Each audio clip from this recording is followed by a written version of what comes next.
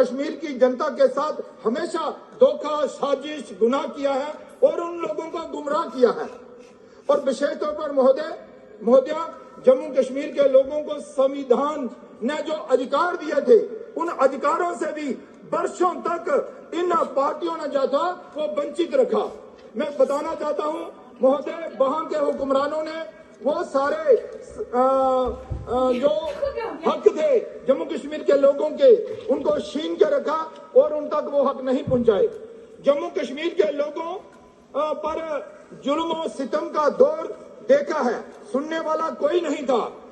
लेकिन महोदय मैं आपको बताना चाहता हूं, रोशनी की किरण 2014 में नजर आई जब प्रधानमंत्री नरेंद्र भाई मोदी जी ने सेवक के रूप में बागडोर संभाली और लाल किले से यह घोषणा की कि सबका साथ सबका विकास होगा.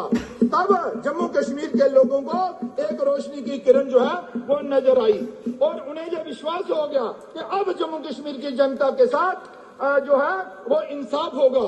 जम्मू कश्मीर के लोगों को विश्वास हो गया कि अब होगा इंसाफ.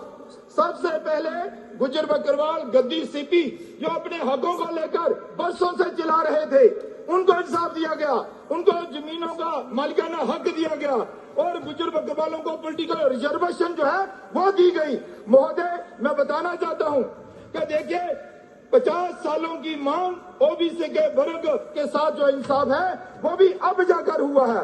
लेकिन इसके साथ ही वाल्मीकि समाज की बात करूं, पीओजे के लोग थे बरसों से दर बदर की ठोकरें खा रहे थे, उनको भी इंसाफ देने का काम देश के प्रधानमंत्री नरेंद्र भाई मोदी जी ने किया है. कष्ट पाकिस्तान के रिफ्यूजी जो बरसों से जम्मू कश्मीर में रह रहे थे लेकिन उनको नागरिकता ही नहीं दी गई थी.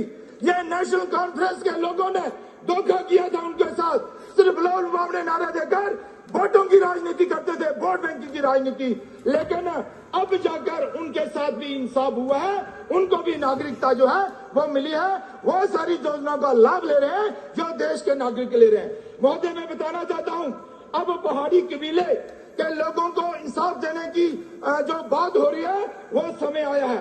पहाड़ी कबीले के वह लोग हैं जो 1947 में बड़ी संख्या में पीओजे के पाकिस्तान में चले गए.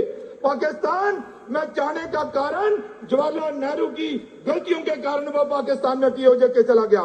लेकिन जो जहां बच गए वो यहाँ हमारे जो एलओसी है, एलओसी पर रहते हैं और डटे रहते हैं, सिपाही का काम करते हैं, सीमा पर सेना का भी सहयोग करते हैं.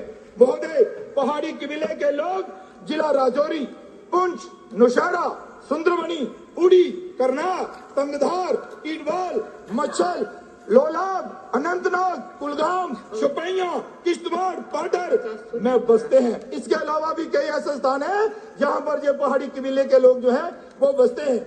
महोदय मैं बताना चाहता हूं कि 50 सालों से अपने हकों की लड़ाई ये लोग लड़ रहे थे, लेकिन मिलता क्या था? लाठियां. मिलता क्या था? जेल. मिलता क्या था? धक्के.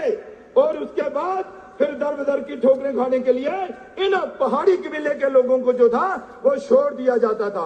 महोदय पहाड़ी कबीले में 80% लोग जो हैं वो हमारे मुसलमान भाई हैं और 80% जो मुसलमान भाई हैं वो पहाड़ी कबीले के लोग हैं जो कि अपने हकों की लड़ाई लड़ रहे थे, लेकिन कभी भी इनको जो है इंसाफ नहीं दिया गया. 3 खानदानों ने अपना दबदबा बनाए रखा, नेशनल कॉन्फ्रेंस, कांग्रेस